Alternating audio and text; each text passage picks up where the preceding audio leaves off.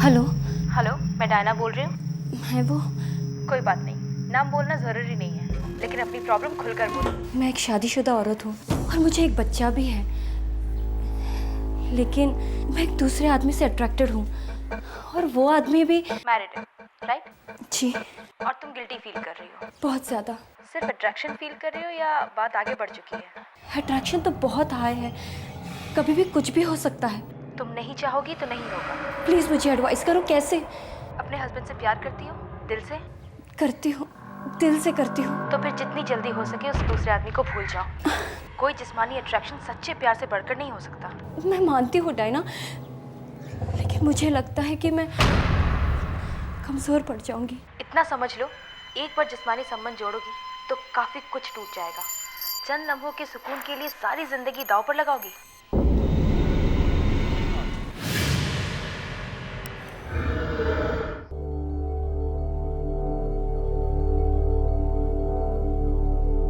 बाबूजी, लोगों के कहने से झूठ सच नहीं हो जाता।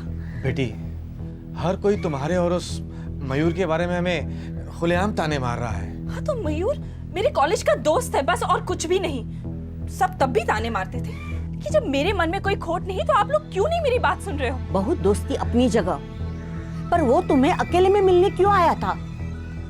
हम दोनों अंबाजी के दर्शन के लिए गए थे। तुम्हारा पति दुकान पर था, बच्चा स्कूल में था, तुम घर में अकेली थी। क्या ये ठीक लगता है? बा, मुझे मनीषा ने बताया था कि मयूर राजकोट आया हुआ है और उससे मिलने के लिए आने वाला है। आप लोग तो बस खामखा बात का बतंगड़ बना देते हैं। बा, मुझे अपने पत्नी पे पूरा भरोसा है। अब दुनिया क्या कहती है मुझे नहीं मालूम। दुनिया जाए भाड़ में, मुझे उससे क्या। दुनिया मायने रखती है बेटा। जब दुनिया कुछ कहती है तो हमें सुनना पड़ता है। और उसी दुनिया की बकवास सुनकर आप अपनी बहू की बेइज्जती करेंगे। बाबूजी, बा, अगर मैं आपकी बेटी होती, क्या तब भी आप यही कहते?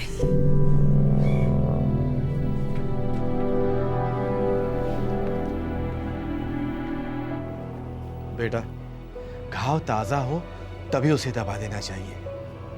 नासूर बन जाए तो बचना मुश्किल हो जाता है।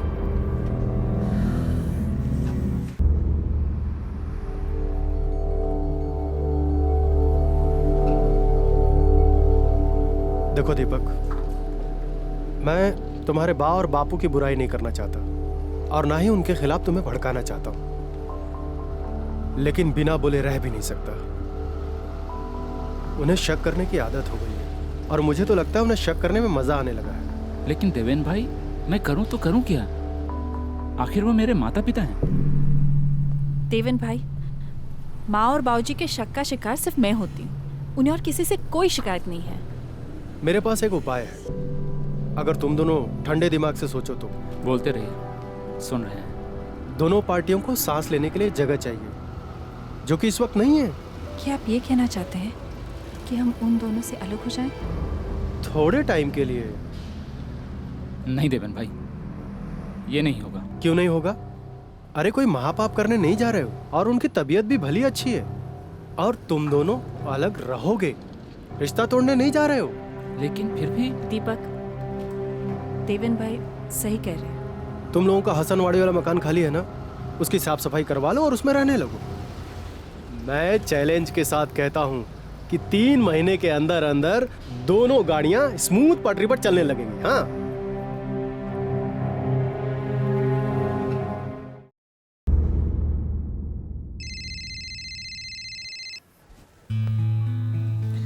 हेलो। हाँ, एक मिनट।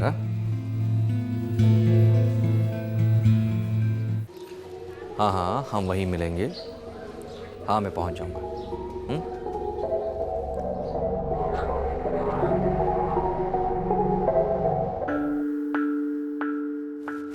अच्छा सुनो, मुझे आने में आज लेट हो जाएगा। कहाँ जा रहे हो? एक काम है अर्जेंट। श्वेता तैयार हो गई? हो रही है। तो क्या अर्जेंट काम है आज? बस है।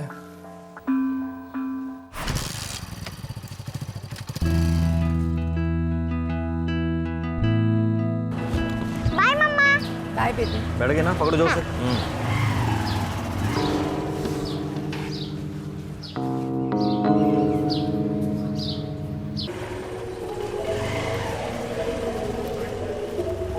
कल्पेश, हाँ बड़ा भाई। यहाँ भाई।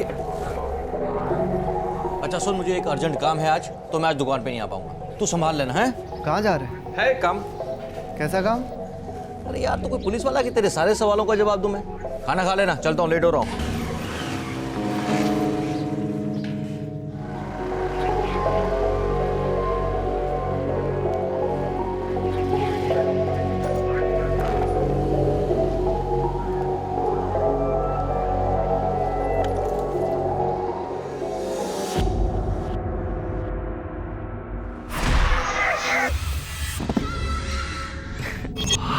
अरे ये क्या हो रहा है, बता भी दो।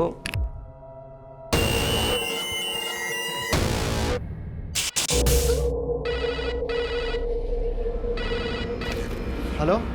हाँ, मैं भरत का दोस्त बोल रहा हूँ। वो कुछ अर्जेंट काम से गोधरा गया हुआ है, उसको लौटने में टाइम लगेगा। लेकिन भरत भाई ने ऐसा कुछ भी नहीं कहा था आज सुबह। आप कह रहा है ना मेरे जरिए। हेलो पर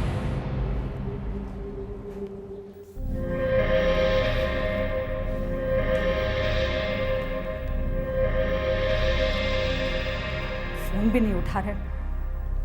पहले तो कभी गोधरा नहीं गए। वहां क्या बिजनेस का काम होता है आप लोगों का? वहाँ कोई काम नहीं होता भाभी, इसलिए तो मैं भी परेशान हूँ।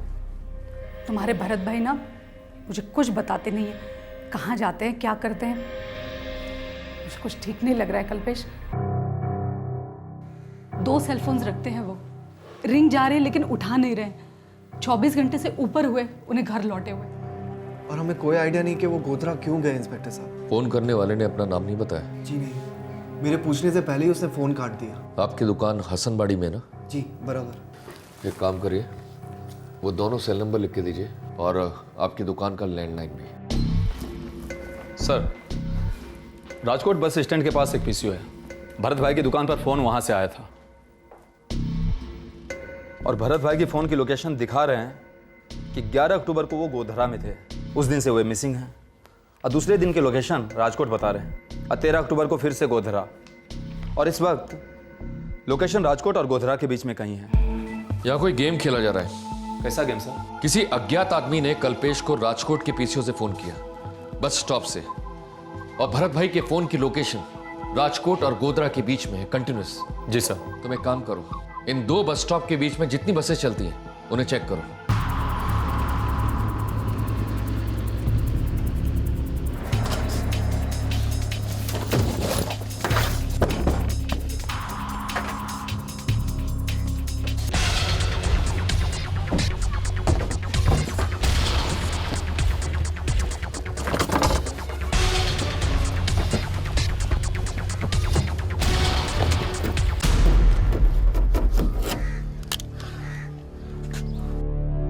सर, राजकोट और गोधरा के बीच में रोज 6 बसें चलती है और ये दोनों सेलफोन शाम के 5 बजे वाली बस में मिले। दोनों साइलेंट मोड पे रखे हुए थे। भरत भाई सुबह अपने घर से 10:30 बजे निकले और उनकी वाइफ रसिका बेन ने शाम के 6 बजे से लेकर 12 बजे तक में 27 मिस कॉल किए।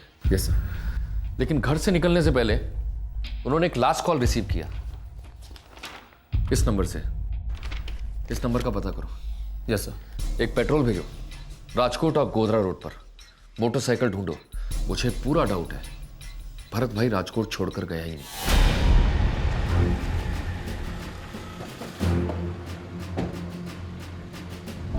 रसिका जी, आपको और हमें भटकाया जा रहा है। कौन भटका रहा है हमें? कोई अज्ञात आदमी या फिर खुद भरत भाई। लेकिन मोटा भाई ऐसा क्यों करेंगे? आप बताइए। इन दिनों भरत भाई कुछ ऐसा कर रहे थे जो आप लोगों को कुछ अजीब या अटपटा लगा हो? मुझे नहीं पता। पापा ना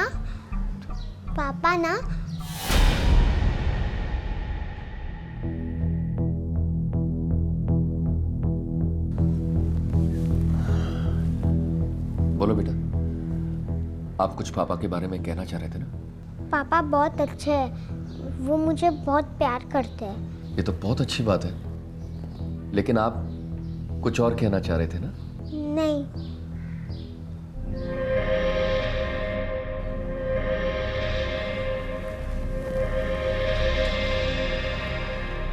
रसिका जी, भरत भाई हमारे लिए सिर्फ एक केस है। आपके लिए क्या मायने रखते हैं ये हम नहीं जानते, लेकिन इतना जरूर कहूंगा, झूठ बोलने से किसी का भला नहीं हुआ। सर, राजकोट में सिटी में भी चेकिंग की, भरत भाई की बाइक मिल ही नहीं रही है। अच्छा, फोन नंबर किसका है बता किया? Yes sir. ये आखिरी कॉल जो 9:40 में आया था वो किसी मनीषा सेठ का है। मतलब इस मनीषा सेठ ने भरत भाई के घर से निकलने से पहले फोन किया? Yes sir. और शायद रसिका बेन, भरत भाई की वाइफ, इस बात को जानती थी, लेकिन शायद उन्होंने बताया नहीं।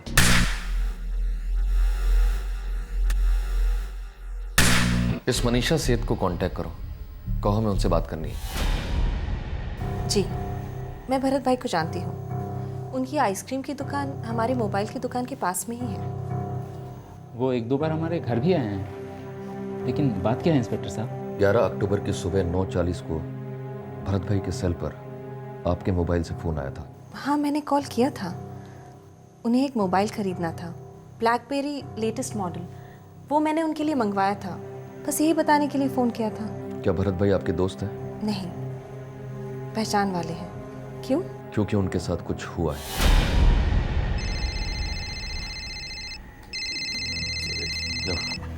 सर, मनीषा ने मुझे बताया था कि भरत भाई मोबाइल लेने के लिए आने वाले हैं, लेकिन वो आए ही नहीं। सर, भरत भाई की बाइक मिली न्यारी डैम के पास। साहब, वहाँ बांध के पास झाड़ियों में एक गोनी है, उसमें लाश है साहब।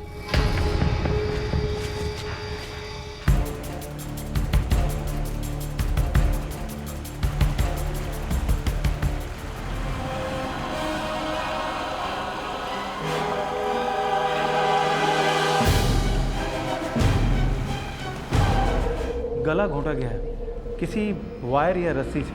मौत की टाइमिंग?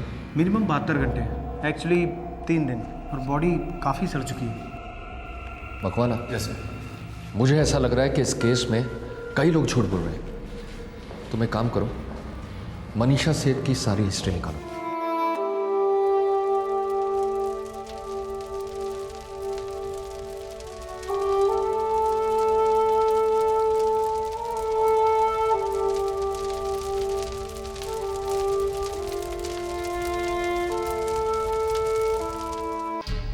सर, मनीषा की दीपक के साथ 7 साल पहले शादी हुई। उनका 6 साल का एक लड़का है दीपू, और 3 साल पहले वे दीपक के माँ बाप से अलग हुए और अपना अलग घर बनाया। जरूर कोई स्टोरी होगी। स्टोरी है सर, रंगीन स्टोरी है। मनीषा की सास ससुर को शक था कि मनीषा का किसी मयूर नाम के आदमी के साथ अफेयर था। हर कोई तुम्हारे और उस मयूर के बारे में हमें खुलेआम ताने मार रहा है। अफेयर? हाँ सर, पड़ोसियों से बात हुई, बोल रहे थे जब जब उनके सास ससुर तीर्थ यात्रा पर जाते हैं, बच्चा स्कूल में, दीपक दुकान पर। वो मयूर दोपहर में घर आता। और ये भरत भाई, इसका कोई चक्कर इससे? दोनों की दुकान आसपास है तो अच्छी जान पहचान थी। ये औरत कत्ल कर सकती है? और अगर हाँ तो क्यों? सर, इन दोनों के बीच में कोई बिजनेस रिलेशनशिप तो नहीं थी। तो फिर कैसे रिलेशनशिप में मकाना? अफेयर होता तो कहाँ और कैसे मिला करते थे। ये भरत भाई की बेटी श्वेता कौन से स्कूल में जाती है, ये पता करो।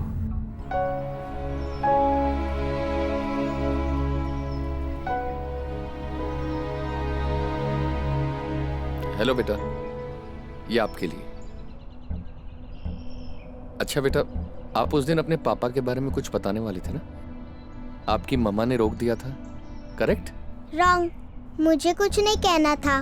देखो बेटा, आपके पापा के साथ किसी ने बहुत बुरा किया है। आप नहीं चाहते हम उन बुरे लोगों को पकड़े और उन्हें सजा दें? देखो बेटा, तुम्हारे पापा ने कुछ गलत काम किया हो तो कोई बात नहीं, हम उन बुरे लोगों को पकड़ना चाहते हैं जिन्होंने आपके पापा को भगवान के पास भेजा है। आपको हमारी मदद करनी होगी बेटा। अंकल, जब भी मैं पापा के साथ दुकान में जाती थी ना, हाँ? तभी पापा मुझे एक आंटी के घर लेके जाते थे। वो आंटी का घर कहाँ है बेटा?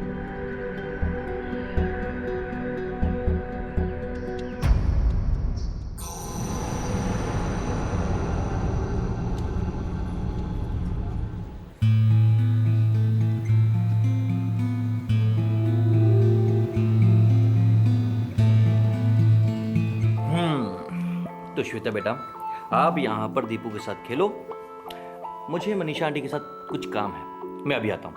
और देखो कहीं जाना नहीं, यहीं पर खेलना। ओके ओके पापा। ओके बेटा, ओके, लव यू। चलें।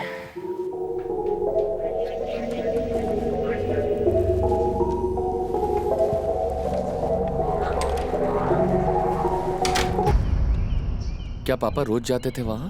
नहीं, जब भी मैं दुकान में जाती थी ना तब भी जाते थे। थैंक यू बेटा, जाओ।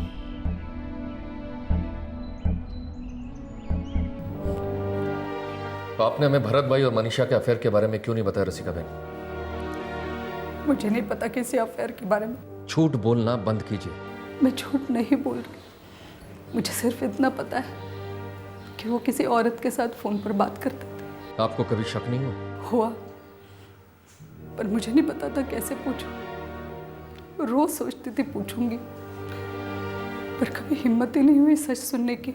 आपको लगता है भरत भाई का खून मनीषा सेठ ने किया है?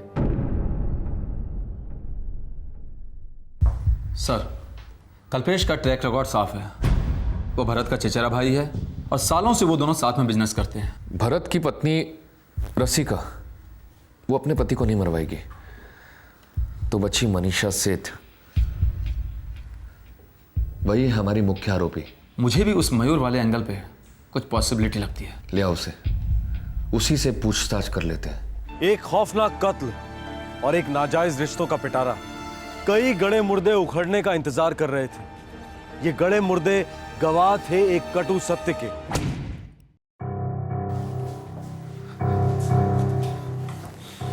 ओह, तो तू भी शादीशुदा है? मैं भी, मतलब मैं कुछ समझा नहीं। बहुत जल्द समझ जाएगा। ये मनीषा सेठ को कॉलेज से जानता है ना? जी सर। लास्ट कब बात हुई थी? सालों पहले, तब उसकी शादी भी नहीं हुई थी। लेकिन ये फोन रिकॉर्ड कहते हैं कि मयूर झूठा है। खुद पढ़ इसको। पिछले हफ्ते तक रोजाना बात हो रही थी सेल पर। अब बोल और सच बोल।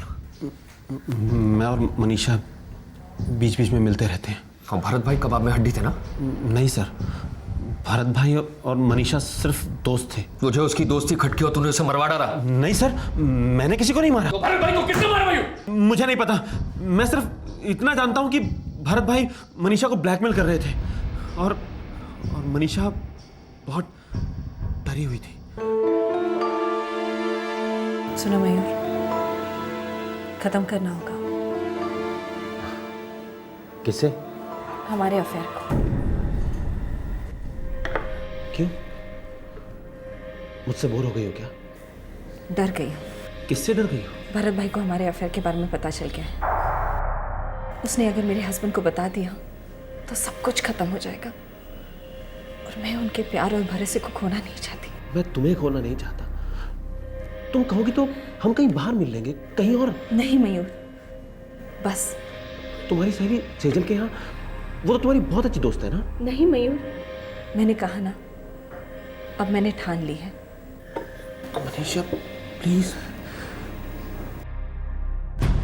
और सर, ये 7 दिन पहले की बात है। उसके बाद से तो मैं मनीषा से मिला भी नहीं और मेरी उससे कोई बात भी नहीं हुई। कॉलेज से अफेयर था ना तुम्हारा? जी सर। शादी के बाद भी मिलते थे? उसके अलग घर बसाने के बाद भी? हमारा अफेयर कभी रुका ही नहीं। धोखेबाजी और झूठ का सिलसिला चलता रहा सालों से। सर, हमारी रिलेशनशिप है। डरपोकों वाली रिलेशनशिप है। अगर सच्चा प्यार करते तो अपने अपने पार्टनर से अलग हो जाते, सबको धोखे में नहीं रखते। खैर, ये सेजल कौन है? सेजल सर मनीषा की खास सहेली है। सरपदल गांव में किसी आंगनवाड़ी में काम करती है। सरपदल गांव? वो तो नियारी डैम के पास है, जहां भरत भाई की लाश मिली थी। ये सेजल का नंबर है? जी सर। आखिरकार झूठ के काले बादल हटने लगे। भरत की हत्या की सच्चाइयां उभर आईं। मनीषा पहले से ही पुलिस की मुख्य आरोपी थी। अब ऐसे कई सुराग मिलने लगे थे जो आरोपी को मुजरिम साबित करने ही वाले थे। सर, सेजल और मनीषा के बीच 10 और 11 अक्टूबर के बीच कई कॉल्स हुए हैं। 11 अक्टूबर का स्टेटस बताओ, जिस दिन भरत भाई गायब हुए। इस सेजल की सेलफोन की लोकेशन मनीषा के घर में थी और तकरीबन 2 बजे सेजल और मनीषा दोनों की सेलफोन की लोकेशन न्यारी डैम के पास है। इसका मतलब है मनीषा ने सेजल से मदद ली है भरत भाई का कत्ल करने के लिए। उसी दिन दोपहर 12 बजे मनीषा की इंटरेस्टिंगली 7666823822 से बात हुई थी और ये नंबर मनीषा के पति दीपक के भाई देवेन का है। लेकिन वो तो उनके साथ दुकान चलाता है, इसमें इंटरेस्टिंग क्या है मकवाना? जिस वक्त सेजल और मनीषा नियारी डैम पर थे, देवेन के सेल फोन का लोकेशन भी नियारी डैम दिखा रहा है। Good show Makwana. अब तीनों को आमने सामने कर देते हैं, हो जाने तो क्लाइमैक्स।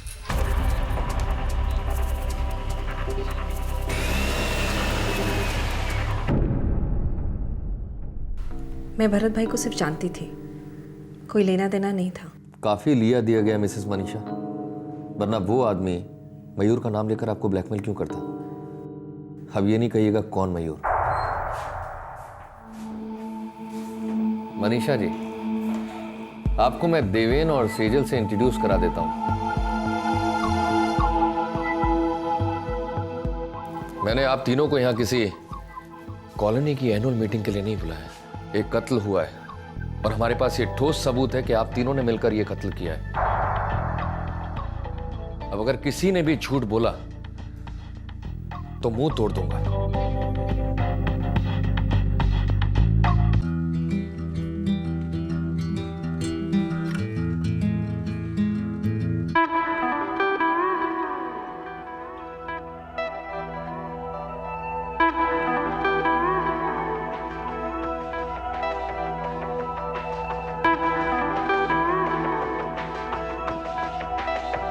मैं भरत से दुकान पे मिली थी और हम दोस्त बने। दोस्त? हाँ दोस्त। आकर्षण था आपस में?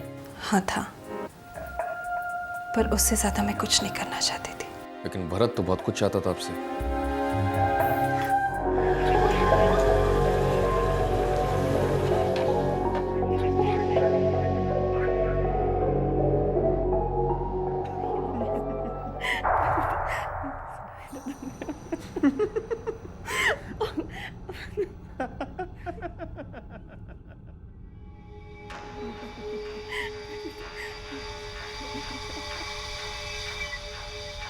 मयूर, तुम भी निकलो, दीपू के स्कूल से आने का टाइम हो रहा है। तो आने दो, मुझे कौन सा समझ में आएगा, छोटा है। पागल हो, पता है वो अपने पापा को कहेगा पापा पापा मम्मा को मिलने कोई अंकल आए थे। कहने दो, तो बोल देना कि भरत आया था। कौन सा दीपक भाई को शक होगा भरत भाई को?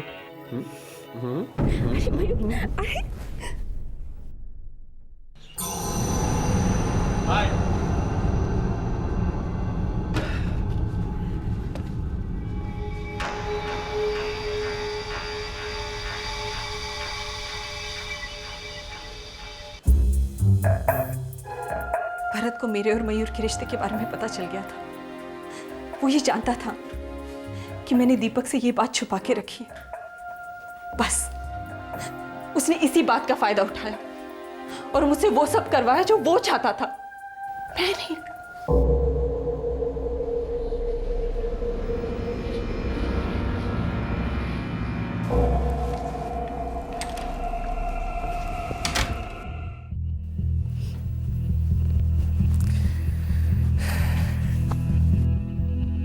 तुम्हें जो मुझसे चाहिए था वो तुम्हें मिल गया।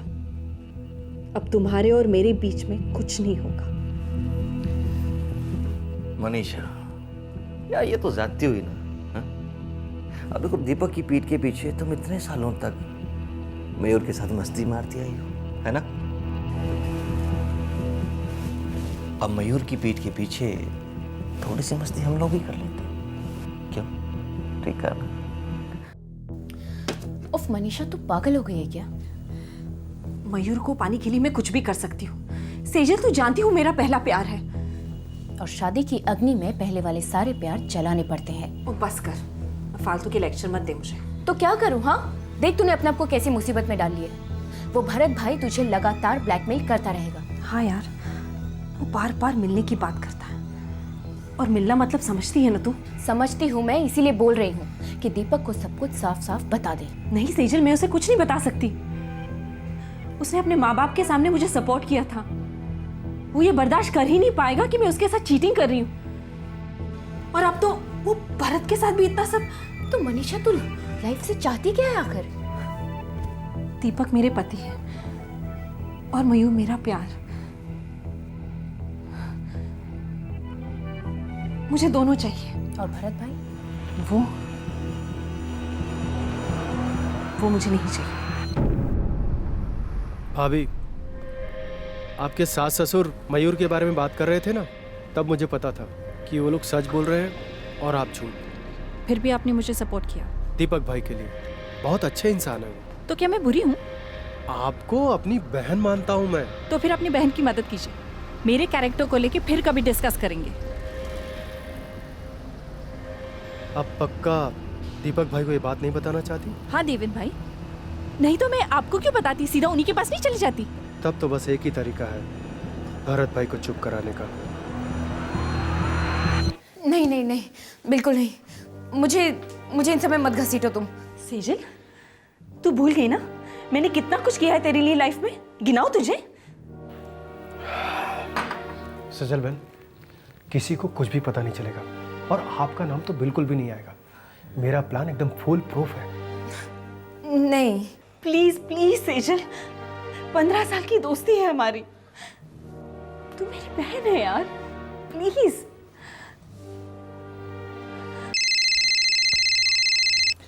हेलो। हाँ, एक मिनट। हाँ, देखो भरत, तुम्हें जो मुझसे चाहिए वो मेरी फ्रेंड सेजल करेगी। अरे वाह, मेरी तो निकल पड़ी। पहले तुम्हारी दोस्त के साथ और उसके बाद तुम्हारे साथ। मेरे साथ नहीं, मेरी फ्रेंड भी ये सब कुछ मेरी शादी बचाने के लिए कर रही है। उसके साथ तुम्हें जो भी कुछ करना है एक बार करके हम दोनों को बख्श दो। अरे अच्छा बाबा, अच्छा, मैं कोई लालची भेड़िया थोड़ी ना। अच्छा ये बताओ, कब और कहाँ? मेरी फ्रेंड इस वक्त मेरे घर पे है, तुम्हारा इंतजार कर रही है। बस मैं पहुंच रहा हूँ। ये मनीषा मुझे लल्लू समझ रही है। अपनी सहेली को आगे करके मेरे हाथ से फिसलने की कोशिश कर रही है। नादान है।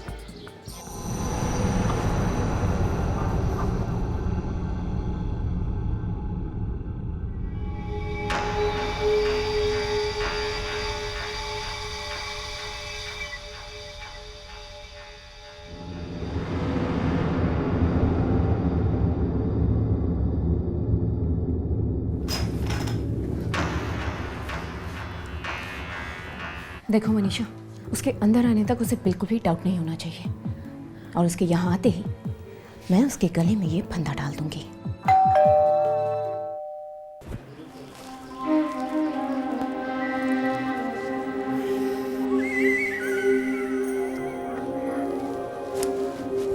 कहाँ है तुम्हारी सहेली?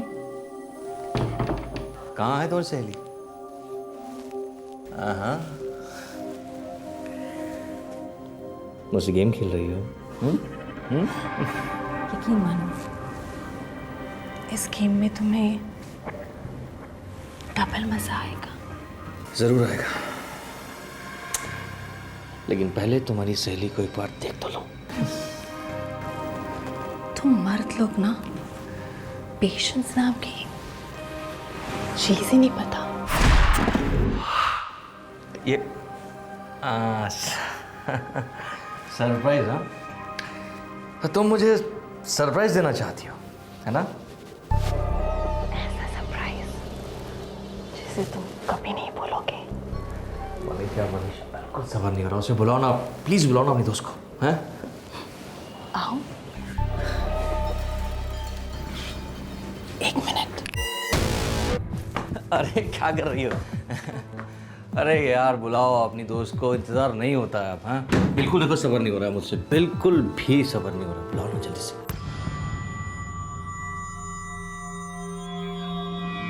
बुलाओ ना। अरे क्या कर रही हो? बुलाओ ना उसे। मनीषा तुम, अरे ये क्या है? कहीं मुझे मारने वारने का प्रोग्राम तो नहीं बना रखा तुमने? हाँ, तुम तो खुशी से ही मर जाओगे। देवेन भाई, खत्म हो गया भरत, अब बोलिए।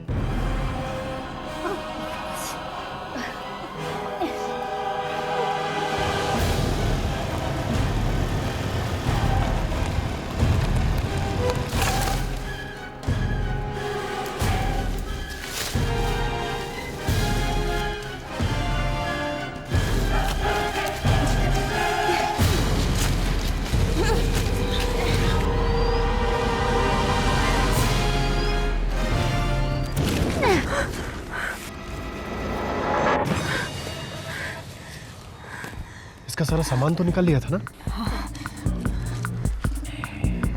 अब इसे राजकोट के बाहर पार्सल कर देंगे।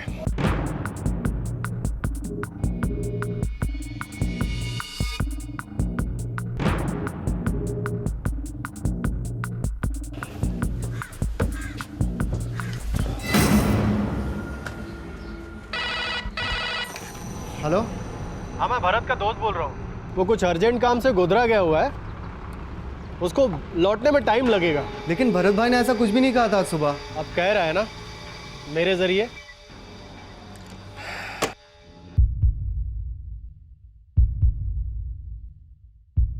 एक अफेयर छुपाने के लिए तुमने कितनी जिंदगियां बर्बाद की मनीषा। तुम्हारे पति पर मुझे तरस आता है। और तुम दोनों कैसे दोस्त हो? एक बार भी इसके मासूम बच्चे दीपू के बारे में नहीं सोचा? ऐसा भी क्या डरना रसिका जी? आप जानते थे कि आपके पति कुछ गलत कर रहे हैं, फिर आपने उन्हें रोका क्यों नहीं? आप औरत नहीं है ना, आप नहीं समझेंगे। क्या नहीं समझूंगा? यही कि बेसहारा औरतों की मजबूरी उनकी खामोशी में बयां होती है। हम सच जानकर भी कुछ रोक नहीं सकते, बदल नहीं सकते, तो फिर ऐसा कड़वा सच जाने क्यों?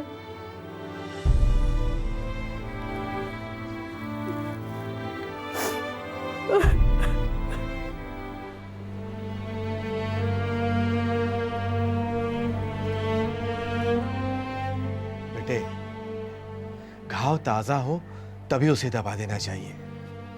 नासूर बन जाए तो बचना मुश्किल हो जाता है। बोला होता मनीषा, एक बार बोला होता। हिम्मत नहीं थी दीपक, हिम्मत नहीं थी। मैं तुम्हें और दीपू को खोना नहीं चाहती थी। बहुत गिल्टी फील कर रही थी। जब अफेयर कर रही थी तब गिल्ट फील नहीं हुआ था? एक बार बता देती मनीषा, बात यहां तक नहीं पहुंचती। अगर मैं तुम्हें बता देती तो क्या तुम मुझे माफ कर देती दीपक? माफ तो मैंने तुम्हें उसी दिन कर दिया था मनीषा, जिस दिन बा और बापू ने तुम पे उंगली उठाए थे। मैं जानता था मनीषा, वो लोग सच बोल रहे हैं। क्या? हाँ मनीषा, मैं जानता था, लेकिन तुम्हें बोलकर तुम्हें तुम्हारी नजरों में गिराना नहीं चाहता था। मैं सोचा कि प्यार से तुम्हारा दिल जीत लूंगा, इसलिए बा और बापू से अलग होने को राजी हो गया। सोचा धीरे धीरे तुम उसे भूल जाओगी, लेकिन नहीं, ऐसा कुछ भी नहीं हुआ। मेरा प्यार फेल हो गया मनीषा। नहीं थी, फेल हो गया मेरा प्यार। नहीं थी। मुझे मेरी चुप्पी बहुत भारी पड़ी। बहुत भारी पड़ी मुझको मेरी चुप्पी।